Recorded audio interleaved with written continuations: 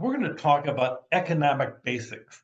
I know you may be taking an economic class, but we're going to focus in on exactly what this means to us in the world of business. Some of the basic things you have to know are really the economic effects, how much the economy has an effect on the business climate overall. If you're in business, it's a big deal. If you have a job and may not have a job because the economy tanks, that's a big deal. If you have a job and it's an opportunity for prosperity, that's a big deal.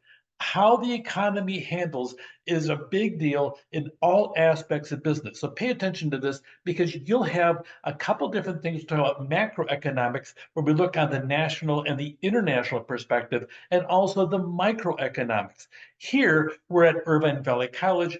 Orange County, we have a totally different type of economy. And surprisingly, even just if you go down to Riverside and even San Bernardino, there are different dynamics that happen over there. And of course, there's different dynamics versus Kansas City and different dynamics to Atlanta, Georgia, Detroit, Michigan, or Alabama, wherever you go, you'll have a different microeconomic differences between sites, even within the same country. And of course, something very different than in Canada and also Korea. So pay attention to this aspect of it. Here's a big contrast if you look on this aspect, and the governing structure plays a major role. On the left is North Korea. Well, there's not any camels or horses pulling trailers down the middle of the street. On the right-hand side is one of the world's most prosperous nations. We call it South Korea.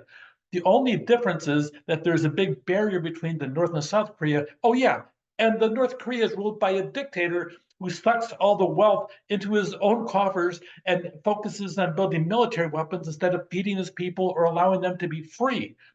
Freedom plays a big deal. And here in the United States, we are spoiled beyond belief.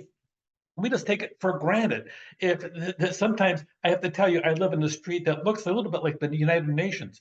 We have people up and down the entire economic spectrum is where their original roots were, but also sometimes around the world.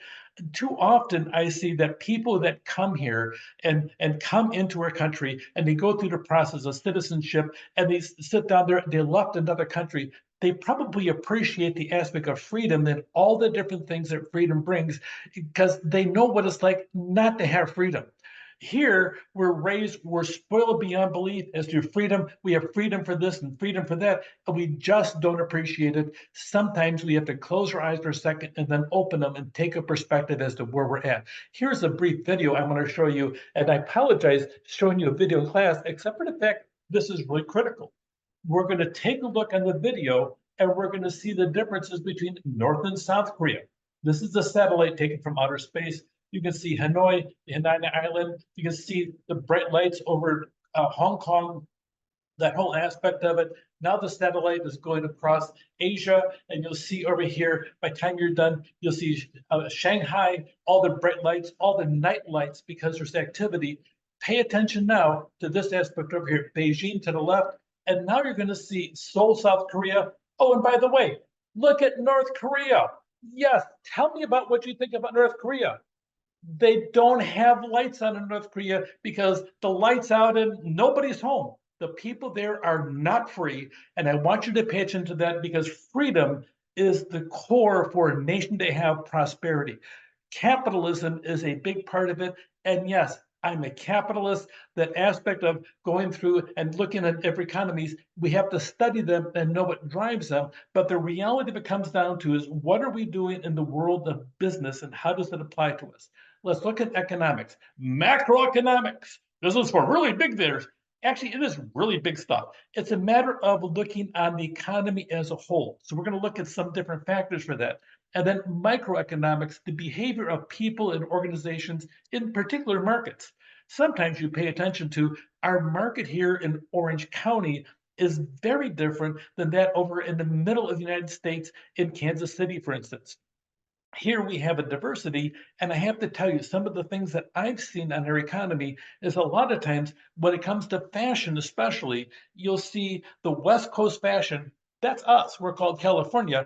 If it survives here, okay, and we have some wild things that come out of our state, just and not just fashion, but also in technology. We lead the nation on a lot of new technology. If it survives in California, you'll see fashion drifting across the United States, and a lot of times it'll arrive on the East Coast 2.5 to 3 years later. And I'm sorry, New York City is not the center of fashion. I hate to tell you that. Los Angeles and California is. If it survives our economy, you'll see it eventually drifting across the United States. We establish a lot of different things, and that's based upon this concept of microeconomics. We're very different than other parts of the country, and I'm certain some professor in New York City would be happy to argue with me, but of course they're wrong and I'm right, just in case you wanted to know. Resource development is a big thing, and we're looking right now about how we handle resources, especially on energy, new ways of growing foods, new ways of creating things. Did you hear what I kept on saying? New ways, new ways, new ways. That is part of the crux that you're going to see with a capitalistic society is we're looking for new ways because the entrepreneur is looking for a niche where they can sit down there and thrive and prosper. They're always looking for innovation. That is the core of success of a nation, the core of success for a business, and the core of success for an entrepreneur as well. Production and economy. There's all kinds of new ways of producing goods and services. Once upon a time, we relied upon wild catching salmon. Here you're seeing a whole area of fish farms, and sometimes you'll see different fish, but they harvest the salmon over here, and that way we continue to have the wild fish and don't have as significant impact on the environment as we were before by overfishing. Here we actually plant the fish, we grow the fish in the process, and you'll see it right over here. It's a new way of doing things, really only about maybe 30 years old on a scale that it is today. That being said, the secret, really, by Tim Dunn, Creating a Wealthy Economy, according to Thomas Malthus. And by the way, if you want to read this, he really is boring and he really is a matter of negative. You almost feel like, oh my God, the world's going to be worse. But Malthus, that's just who he is. That's how he wrote. But he talked about the aspect that the rich had most of the wealth and the poor had most of the populations. Resources were run out, and the world will be overcome. And right now, if you look on the world stats, to some extent, he was right on some things. But one thing that we do have a change is right now we have population growth is actually slowing down. You have nations, including China and the United States. China, once upon a time, had a one child per family policy. Right now, they're saying, have more children. You even hear Elon Musk out there saying, have more children. So, really, we need to have more children for hopefully, but that's your job, not mine anymore. So, you look at really the world population, boom to bust. The population is going to grow, really, they claim, to about 10 billion by the year 2050. We're going to have a big impact on resources due to declining birth rates. Wait a minute. Let's go back and check the numbers. Let's check the numbers on the textbook. I want you, as a student, a college student, to always pay attention to what is the real data. Sometimes you might even have the news giving you stuff that's not accurate. Oh, what a shock. If that's a shock to you, you need to go pay attention to what's happening in the real world out there. A lot of us, we sit down and we focus in on and have this echo chamber where people say the same things that we think and therefore they're right, and those other people, they're wrong. We need to pay attention to the entire picture. Is the world going to overpopulation? Are we all going to die standing on top of each other? Oh no, oh no. We've been hearing this song and dance for years and years. Here's an example. In 2023, there are 8,100,000,000 people on planet Earth.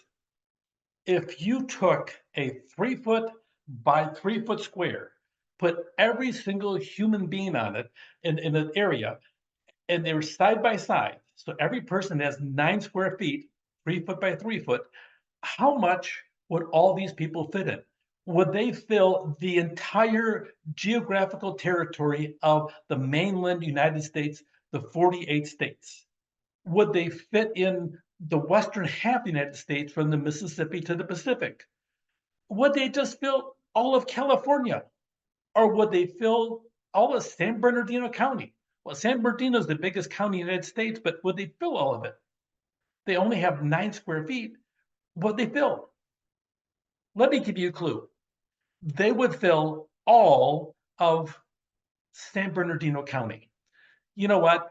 Go figure the measurement yourself. Go calculate the different odds of it. They'll fill all San Bernardino County. They'll just a little bit. They'll exceed the entire population and the geographic area of Miami, Florida, as well.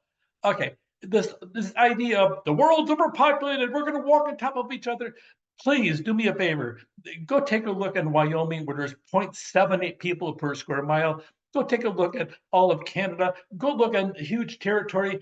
Are we going to overpopulate the planet Earth? The answer is, pay attention to the data. Do we have food shortages in some parts of the world? Yes, that's an agricultural problem, not an overpopulation problem, not an overcrowding problem. Are there places in the United States or China or whatever that are overcrowded? The answer is yes. The answer is move to different areas. So it depends what you want. Be careful what you read in the media.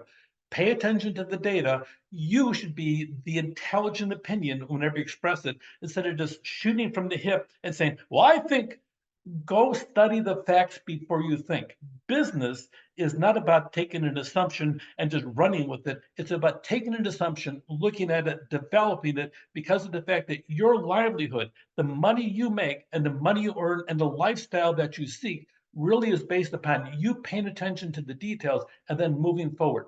Especially when it comes to you as a student, that details matter. So contrary to Malta, some macroeconomics believe a large population can be a resource. We can thrive if we sit down there and have an economy based upon the fact of rewarding people and giving them freedom, which is what our country is about. And we'll talk about that a little bit later. Adam Smith, he wrote a book called The Wealth of Nations. I have to tell you, it's a thick book. I read it, actually, I read it twice.